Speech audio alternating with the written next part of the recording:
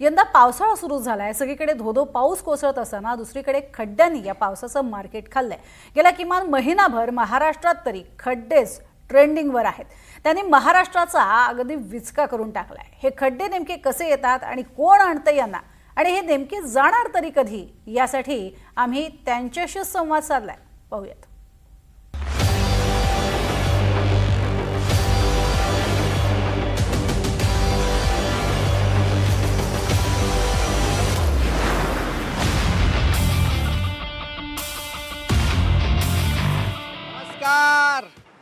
मी आहे NDTV मराठीचा पत्रकार, घेऊन आलोय माझा माईक, कॅमेरा आणि कार। ज्यांना भेटायला आलोय ना, त्यांनी लय केलंय गड्या बेजार।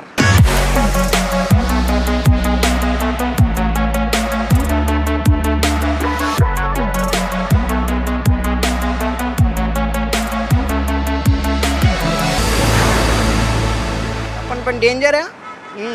त्यांचा उठवतो आता बाजार। चला, इंद्रजित भालेराव सर, तुमच्या कवितेतले एक दोन शब्द जरा तुमच्या परवानगीने वापरतो। खड्ड्या खुड्ड्याचा तुडवीत रस्ता, तू घरी नीट पोच माझ्या दोस्ता। चिखल मातीचा तुडवीत रस्ता, कुठं सटकू नको, नीट जा माझ्या दोस्ता। मी आता आलोय खड्ड्यांना भेटायला, हो खड्ड्यांना, त्यांच्याशी बोलायला। 1 2 3 4 5 6 7 8 9 10 11 12 13 14 69 70 71 72 92 94 जेवढे असतील तेवढे दोघांनाच भेटायला आलो होतो, दोघांशीच बोलायला आलो होतो। पण लय सापडलेत, लईच फौजच्या फौज। काय म्हणले?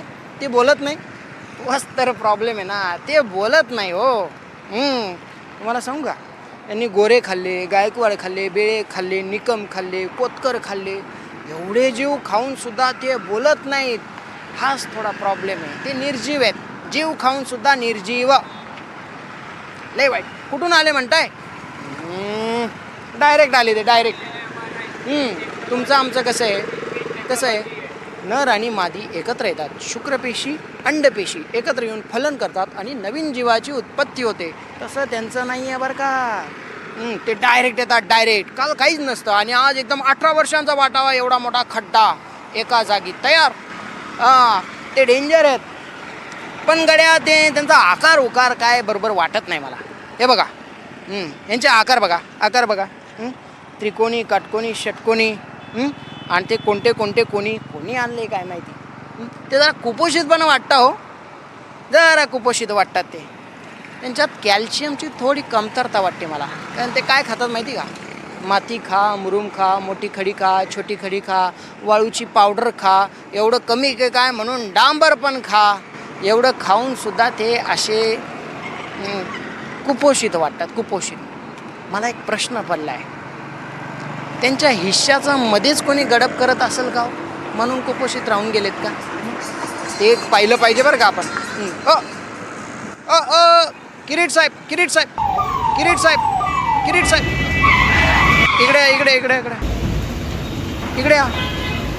इकडे ती म्हण माहीत नाही का, खड्ड्यांना कान असतात, कानात सांगतो जरा इकडे या।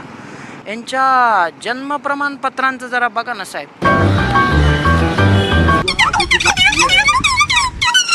बांगलादेशी राहू द्या हो, यांच्या जरा बघा ना, यांची लई जनसंख्या वाढली हो। यांचं जरा ते जात धर्म तुम्हाला सापडूनच जाईल त्या प्रमाणपत्रांमध्ये, पण जरा बघा। आणि साहेब एवढं पण बघा, ते यांच्या हिश्श्याचं कोणी खातंय का, त्याचे कागदपत्र जरा बाहेर काढा ना। आणि ते तुम्ही महापालिकेच्या ऑफिसला, कलेक्टरच्या ऑफिसला जाता ना, तसं एकदा चक्कर मारा, म्हणजे जरा वातावरण निर्मिती होईल आपली। तिकडे नको, पलीकडे नको। अरे तिकडे समृद्धी आहे ना बे।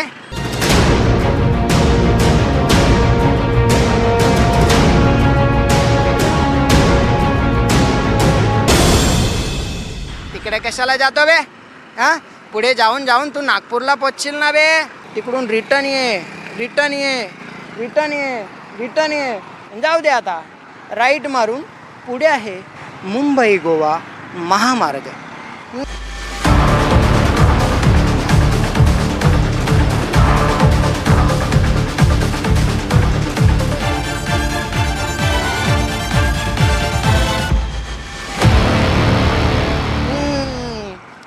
गोव्याला लागला की मग आमच्या कोकणातल्या माणसांना तुमच्याबरोबर राहणे आवडते. म्हणून तुम्ही आता सरळ तिकडे निघा. माणगावपासून आपले पुढे तुमचंच वातावरण आहे सगळं.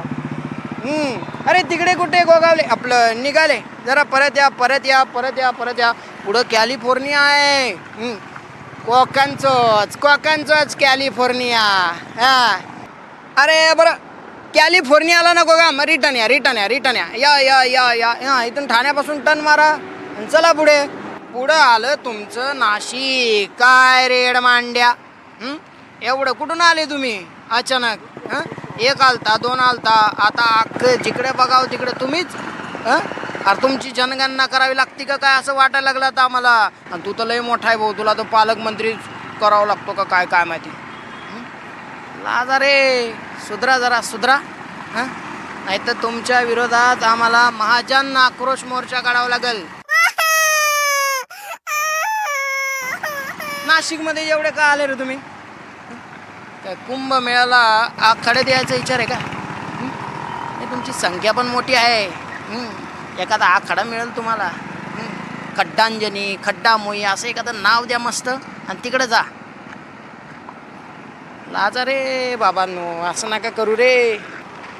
पहा आता काय म्हणतोय तो, आम्ही आमच्या मर्जीने नाही आलो. कोणी आणलं मग तुम्हाला? हां बरोबर आहे तुमचं. पण एक मर्जीने येऊ शकतो, दुसरा मर्जीने येऊ शकतो. एवढी पिलावळ मर्जीने येऊ शकत नाही. त्यांचा नात कोण आहे तो एक शोधला पाहिजे. आणि मग त्याला पण धरून विचारला पाहिजे, का रे भाऊ हे काय तुला मतदान करायला एवढी संख्या मागवली का यांची? असं नका करू राव. लाजा रे लाजा. आधी तर फक्त आम्हालाच वाईट वाटत होतं, आता बघ आमचे मंत्री पण तुमच्याविषयी वाईट बोलायला लागले. हे बघा, लाज वाटली त्यांना तुमची. ऐका, आज बघितलं ते मी फार नाराज आहे. मला त्याची लाज वाटलेली आहे. मी तुम्हाला त्याचं स्पष्ट सांगितलं. ते बघीन घेईन मी का उकरला हा प्रश्न मी विचार. मला त्याची लाज वाटलेली आहे. ऐकलं का?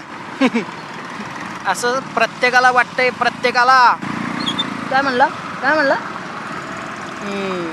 मुक्ती द्या म्हणते मग आम्हाला. मुक्ती आता मुक्ती द्यायला बसलोय काय आम्ही?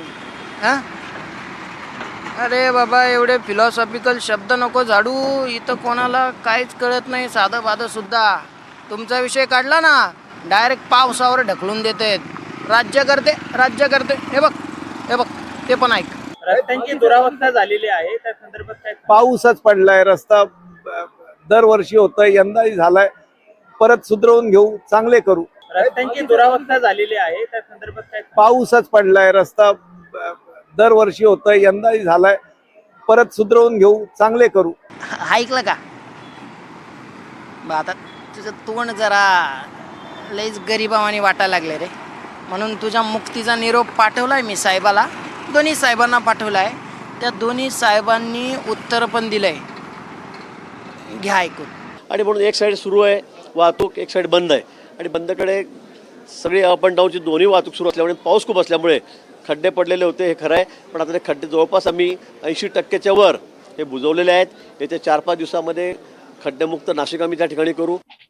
मला सांगायला आनंद नाही मी म्हणणार, पण समाधान आहे की यावर्षी आपण जर माहिती घेतली तर कॉन्क्रिटायझेशनमुळे जे दरवर्षी पावसाळ्यामध्ये खड्ड्यामध्ये होणारे अपघात त्याची संख्या तुम्ही बघा आणि खड्ड्यांची संख्या बघा, त्यांचं प्रमाण बघा, तुम्हाला त्याच्यामध्ये खूप तफावत आढळेल. 100% काम झालं असं म्हणणार नाही, परंतु पुढच्या 1-1.5 वर्षामध्ये 100% मुंबई खड्डेमुक्त होईल. ऐकलं का? अरे नाही रे, तुला नाही हसलो. याच्यातले निम्मे शब्द 4-5 वर्ष आधीचे आहेत, परत बोललेत म्हणून हसायला आलं. अशी अवस्था आहे बाबा. त्यांच्या वर्षा भरोसा तर उडलाय आमचा आता. पण गड्याव, तुमचं आता बस झालं बरं का. ते म्हणताय तुमच्या मुक्तीच्या पेपरवर सही केली आहे. आता बघू, त्यांनी नाही तुम्हाला घालवलं तर तुम्ही स्वतःहून जा रे दादा. आता त्यांच्यावर आमची आशा काही उरलेली नाही, त्याच्यामुळे तुम्ही स्वतःहून निघा. काय ना आमची एक आई 1 वर्षाचं लेकरू घरी सोडून गेलेली असती. संध्याकाळी आईचं दूध पिण्यासाठी ते पोरगं वाट बघत असतं रे दिवसभर. घरचं एक पोरगं 5 मिनिटात येतं म्हणून घरातून जातंय, येतच नाही. नवीन लग्न झालेलं जोडपं, त्याच्यातली बायको नवऱ्यासाठी जेवायची थांबलेली असती, नवरा येतच नाही. आई आपल्या पोरासाठी रात्रभर जागी असते, हुरहुर लागलेली असते. कधी एकदा मुलाचा सासूल लागतो आणि हायसं वाटतं असं तिला वाटतं. आणि एक दिवस काळा येतोच. बाप गेटजवळ उभा असतो कित्येक वेळ, मुलाची गाडी कधी येईल आणि मग गेट बंद करतो म्हणून. बापाला पण पोरगा सापडत नाही. 2 लहान लेकरं आहेत ना, लेकरं अशी पळत पळत पळत पळत सारखी दरवाजापाशी येतात. कधी आपला बाबा येतो आणि त्याच्याशी दिवसभरच्या शाळेतल्या गप्पा मारतो असं त्यांना वाटतं. बाबा पण येत नाही रे. यांनी लाजा सोडल्या, यांनी यांच्या मेंदूचे निरोध फाटले आणि तुम्हाला जन्माला घातलंय. त्यांनी तुम्हाला घालवायची आशा आता आम्हाला राहिलेली नाही. त्याच्यामुळे दादा तुम्हालाच विनंती आहे, ते नाही घालवत तर तुम्ही स्वतःहून तरी जा रे दादा. आणि तुम्ही जसं मुक्त होताय तशी तुमच्यापासून आम्हाला पण मुक्ती द्या, एवढीच विनंती करतो रे बाबा. NDTV मराठीच्या वतीने कॅमेरा पर्सन उदय दयाळकर सोबत मयूर बोरसे, NDTV मराठी.